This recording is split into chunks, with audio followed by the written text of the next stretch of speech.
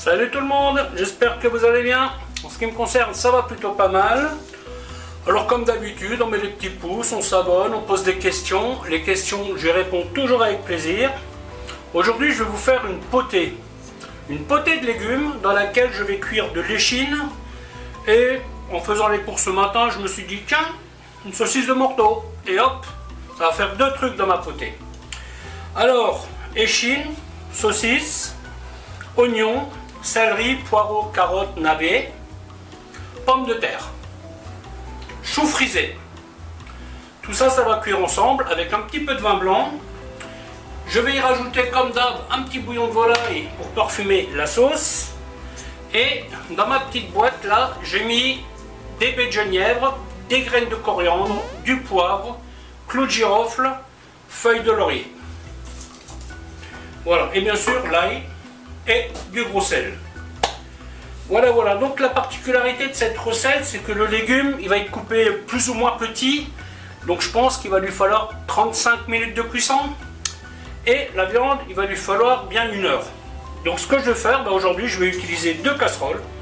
Je vais donner une demi-heure de cuisson à ma viande. Pendant ce temps, je vais suer mes légumes pour la potée dans de la graisse de canard qui est déjà dedans. Et quand ma viande aura une demi-heure de cuisson, je la mets là-dedans, je filtre le jus de cuisson et je vais mettre ça au four à 150 degrés. Le four, je fais exprès, je ne le mets pas trop chaud pour que ça cuise tout simplement doucement. Et puis là, je vais rajouter, je pense, 40 minutes au four et ça devrait être bon. Voilà, je vais vous montrer comment faire tout ça. A tout de suite. Voilà, donc comme dit, première étape. On prend la viande, on la met dans la casserole. Ce que je vais faire aujourd'hui, je vais faire le mouillage minimum, c'est-à-dire juste qu'elle soit recouverte. Je vais mettre ma petite boulette d'herbe. Donc démarrage à eau froide. Et je laisse ça une demi-heure. Pendant ce temps,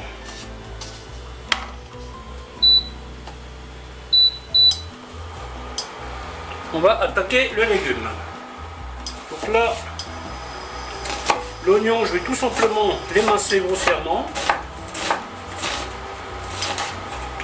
Alors ce genre de plat, si vous faites par exemple que de la potée sans viande, vous pouvez couper vraiment joliment. Vous pouvez faire en légumes tournés, vous pouvez faire en petits cubes mignons, vous pouvez vraiment faire différentes tailles. Là, je choisis la façon autre. Et avec les légumes coupés un peu gros, ça me permettra de faire une petite déco sympathique. Donc là, je commence donc par les oignons.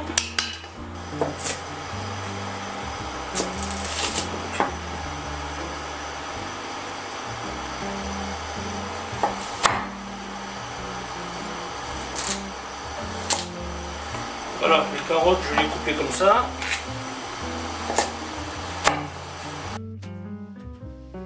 Une fois que vous avez décidé du taillage que vous allez faire, eh bien, vous taillez tout à peu près de la même façon. Que ça cuise en même temps. Vous voyez, vous n'allez pas faire un gros truc, un petit truc. Comme ça, je vais le garder. Donc là, on va bien insister. Attention à ne pas faire trop de coloration.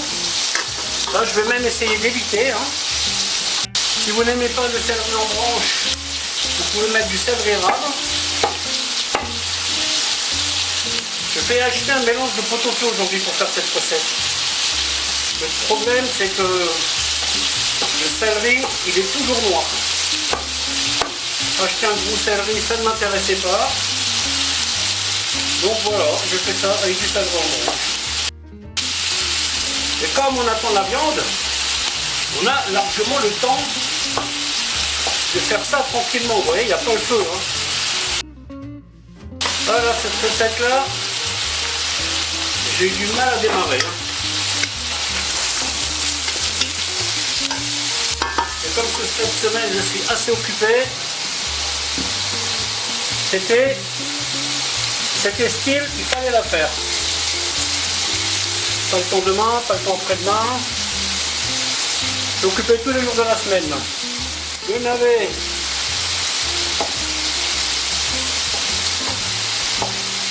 Je vais faire à peu près de la même façon. Compliqué de trouver du beau navet jaune en ce moment.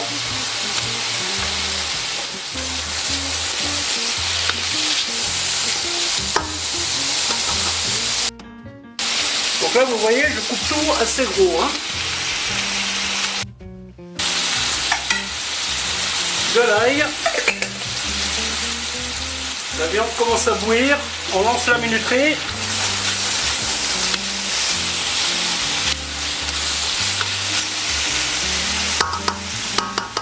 Ensuite, on y met le chou et on va le faire tomber. Bon là j'ai pris du chou frisé parce que la taille correspondait à la quantité que je voulais. Hein.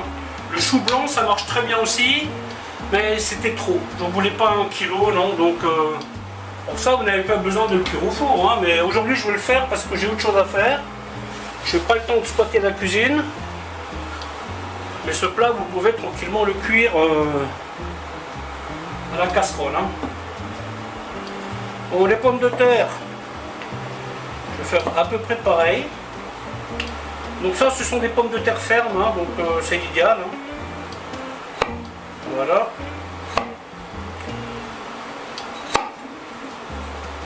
Vous voyez là j'ai tout calé à peu près une demi-heure, 40 minutes de cuisson. Au niveau légumes. Hein. Pour ça vous pouvez le faire avec d'autres viandes. Hein. Vous pouvez mettre un rôti de porc, vous pouvez faire vraiment... si vous faites avec un rôti de porc, vous pouvez choisir l'option basse température. Il faut juste saisir la viande dans une poêle très chaude et après vous le cuisez au milieu des légumes. Il y a un autre truc qui est pas mal, si vous avez les grosses terrines genre Begofa, eh bien vous pouvez préparer les ingrédients au fur et à mesure, vous le mettez là-dedans et après vous mettez ça au four 150 degrés puis ça va se faire tranquillement et là vous avez votre plat de dressage. Donc là avec le sel, je vais pas le mettre tout de suite hein, parce que vu que je mets du bouillon de volaille et que le jus de palette est salé aussi, on va se méfier avec le sel. Concernant la viande, on n'oublie pas d'écumer. N'oubliez pas que ce jus sera utilisé pour des légumes. Cette étape, vaut mieux la faire à couvert. Hein. Comme ça, avec la vapeur, avec sa propre vapeur, le chou descend. Et là, vaut mieux y aller doucement. Hein.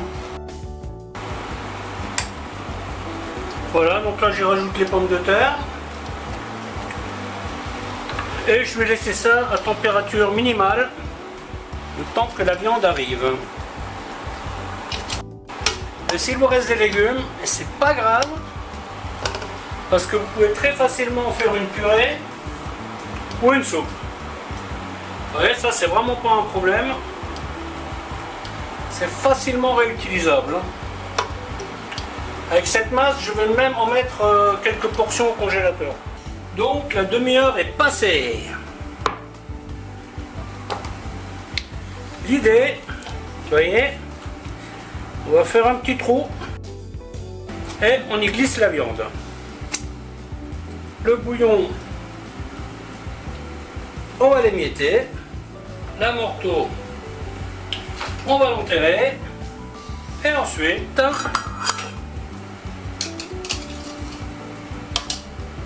tout simplement, on va y mettre le bouillon. On le filtre. Si jamais il y avait des petites choses qui se promènent. Ma petite boulette, je vais la récupérer et la mettre dans la casserole. Donc là, au niveau du bouillon, je vais y aller à peine à hauteur. Le reste du bouillon, je vais le garder au cas où il m'en faudrait plus. Petite goutte de vin blanc Alors bien entendu, libre à vous de choisir le vin blanc qui vous intéresse. Hein. Moi je prends du vin de cuisine, hein. Pour moi, là, pour la maison, ça suffit. Voilà, vous voyez. Donc là, le bouillon, il est à peine à hauteur. Évidemment, la petite boîte, je vais la mettre. Bon là, je fais un nœud par principe, mais c'est pas vraiment utile. Hein. Voilà, voilà. Je couvre et je vais mettre au four. Donc là, mon four, il est chaud, hein, il est à 150 degrés à peu près. Je vais le laisser 30-40 minutes et je vais vérifier pour voir ce que ça donne. Normalement, dans ce plat, je mets du céleri, du persil en branche. Là, malheureusement, j'ai oublié de le chercher. Donc, je le mettrai plus tard. 40 minutes ont passé.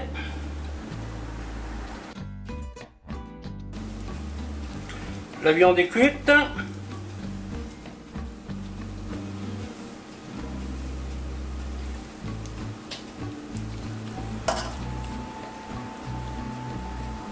Alors quand vous n'avez pas de sonde de cuisson pour tester la viande, vous piquez dedans, vous voyez, et ça doit ressortir tout seul. Hein.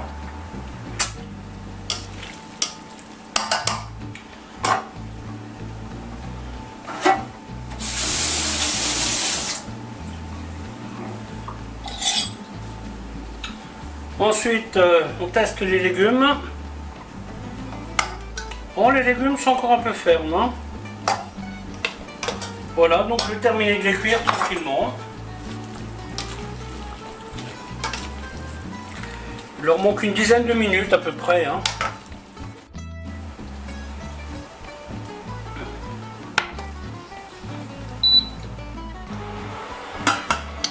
Quand vous sortez quelque chose du four et que vous le mettez sur votre plaque, petit conseil, laissez votre torchon dessus. Ça vous permettra de ne pas oublier que c'est chaud. Voilà, voilà, mais écoutez, la vidéo va s'arrêter là, en espérant qu'elle vous aura plu. Alors je vous dis à bientôt pour une autre recette. Bye bye.